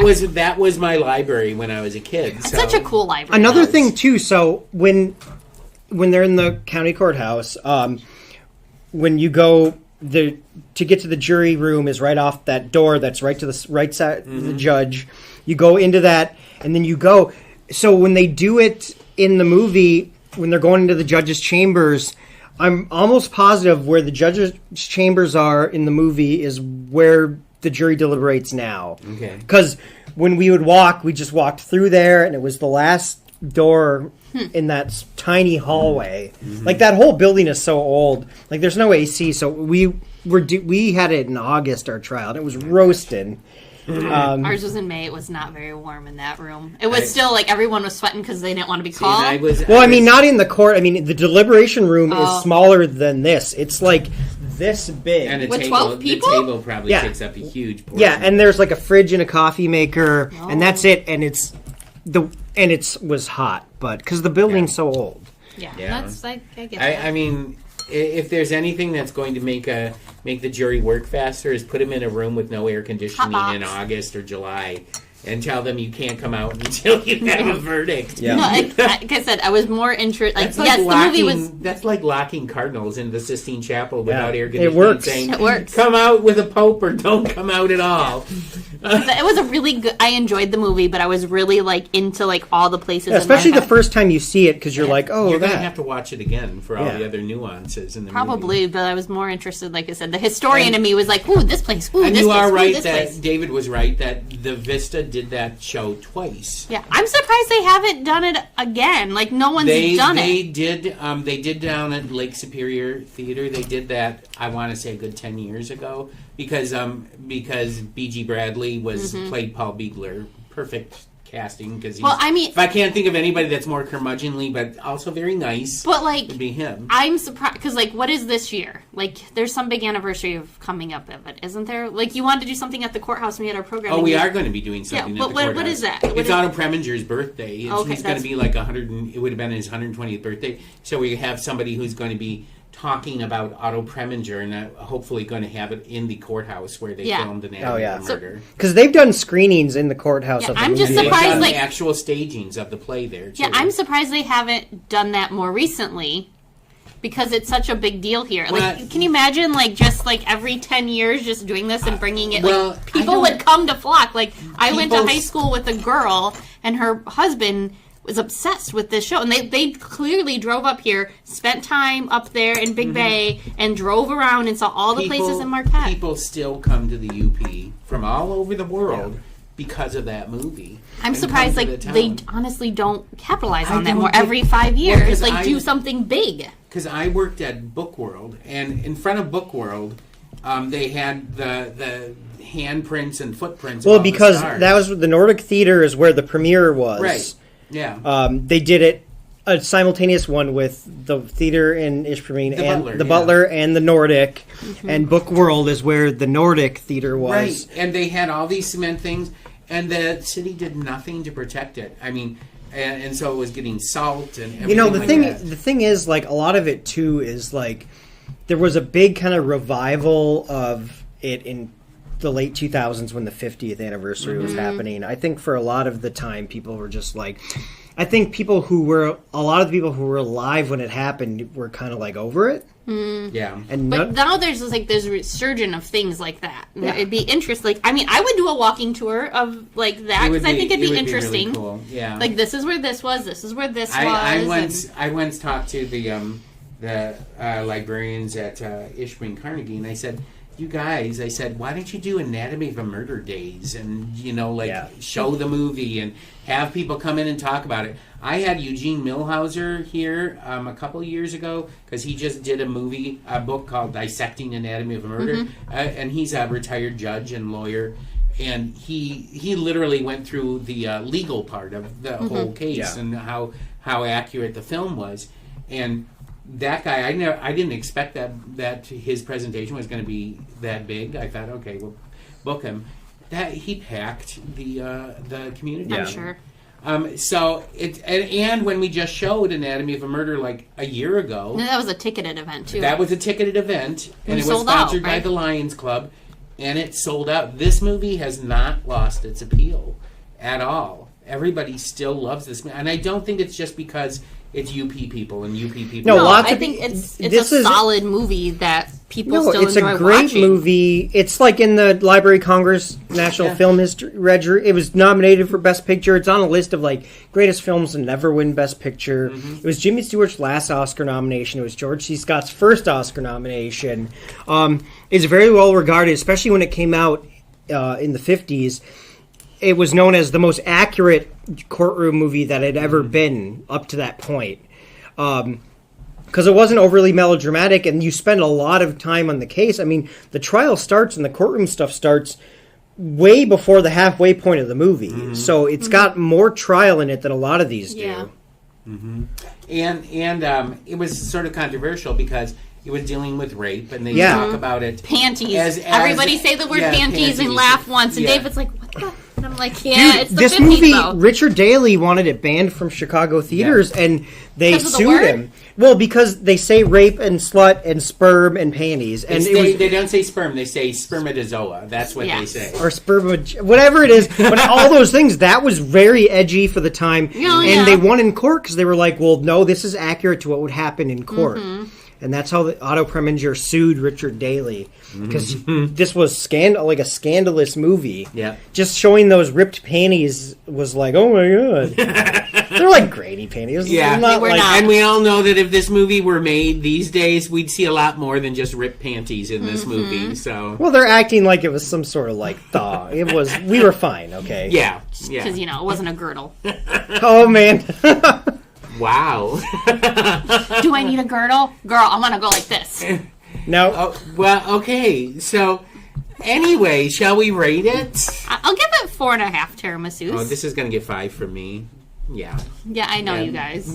Ben and I, we're 5 tiramisus. If we could give it more, we'd give it an entire tiramisu. Give it a whole pan. A whole pan Whole of tiramisu. pan of tiramisu. It's just a great. I mean, if someone were to come up and ask me, what courtroom drama should I watch? I would tell them. I mean, and that's It's- a fair. That, There's I a would lot. agree I with almost that. said It's a Wonderful Life. Oh Ooh, lord. Marty. I meant I would give Anatomy it, of Murder. I would say Anatomy of Murder is And the- one of and- those ones that everybody. And it should watch. actually gets better. It gets better than when you rewatch it too. It does. It's one of those movies. But I love Jimmy Stewart's performance. He's doing it. It's his last great major Right. performance.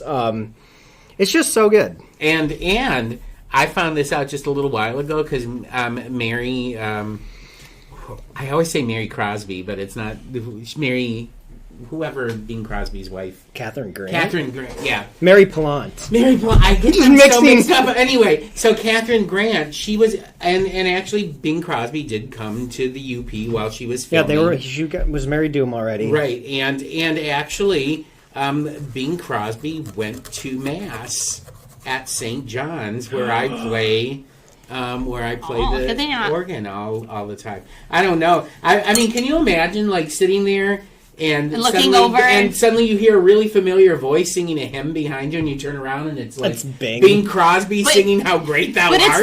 it's like there's no proof because they didn't have cameras. No, there is no. There's proof. no proof. But I will say this: that I heard that story from old Monsignor Spalgatti, who was at that church for like 49 years. Yeah, I'm sure it's true. Yeah, I mean, no, but it's like- people Arthur have, O'Connell went there too. yeah, people have lots of stories of like meeting this cast and them going out. And I know they would hang out at the bar. Well, and Otto Preminger threw a birthday party for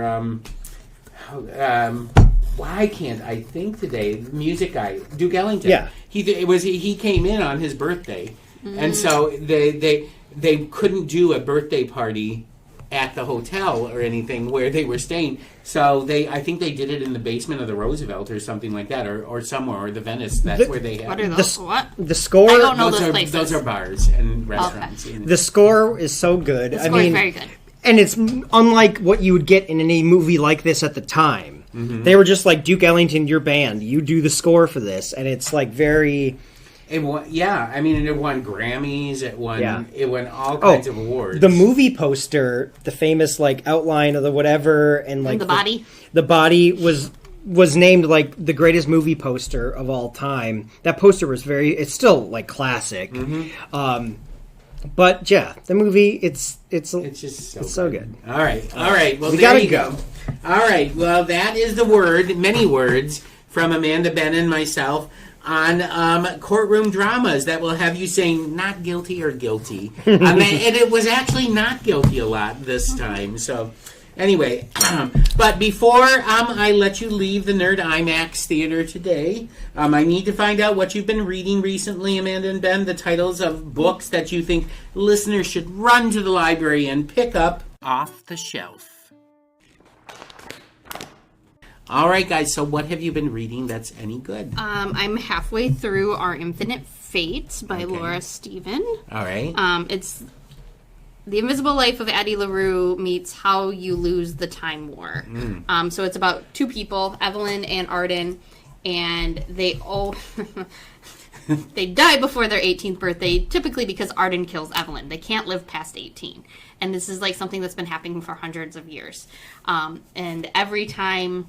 it starts off with, they're getting married and then gone, dead. And then it skips 100 years forward, and then we keep going back in, the different times right before she dies. Okay. So you get 2004, and she's offed, right, at a dinner party, and because Arden found her. And then in this timeline in 2022, her little sister has cancer, and she's the bone marrow match. So she and she's a week from her 18th birthday. So she just has to survive to get her sister the transplant because she doesn't want to leave the mom alone with both of them being dead. Okay. So I'm halfway through. It's really good. I called Arden this time, which made me very happy that I figured it out because it could have been two people, and I'm like, I think it's this one, and I was right. But it's a really good book. I really like The Invisible Life of Addie LaRue. Okay. But yeah. All right. Ben, what do you got? Okay, so I'm currently reading a bunch of nonfiction because that's what my What's New article is next month. And the one I'm on right now, it's great. It's called The Basketball 100. It's by David Aldridge and John Hollinger, two longtime NBA reporters. And it's just the 100 greatest players in NBA history and stories and anecdotes about them. So...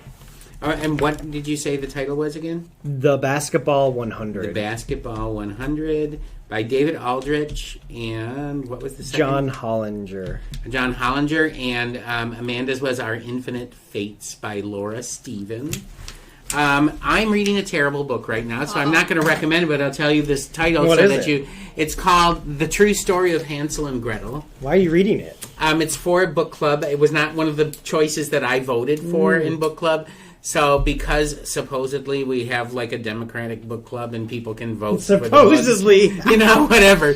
But it's the true story of Hansel and Gretel, and it's set during World War II. It follows these two Jewish children who are put into the woods when their father and stepmother are trying to escape from the Nazis. So they just yeet them into the woods? They put them into the woods, and they meet this old gypsy woman named Magda, and she becomes the witch. But Magda is protecting them. It just seems very sus. It's not. It would not be my choice for a movie for a book. I'm reading it because my book club has it. I'm not even going to give you the author because I'm not going to recommend your book club under the bus, Marty. I'm not even going to recommend the author. I'm not a big fan of this book, but you're allowed, and that's allowed. That is what I am reading right now. So there you go. That's Amanda, Ben, and my recommendations of some books that you should or should not pick up. And Peter White. By the way, we don't have this book, so. If anybody says, we should get this book, tell them no. Anyway, so there you go. That's our recommendations for books that you should or should not pick up off the shelf. And we have come to the end of this courtroom drama episode of Library Nerds with Words. I want to thank Amanda Pierce from PWPL's Teen Zone and Ben Sargent from Tech Services for stopping by the Nerd Red Carpet today. Tune in next week, actually, when our guest nerd is going to be Andrea Marsh, our communications coordinator, and we're going to be talking about something that's kicking off very shortly, which is our summer concerts on the steps. Everybody loves those. So until then, everyone, stay nerdy. Thank you for listening to Library Nerds with Words, Peter White Public Library's weekly podcast, giving you the word on what's cool at the library.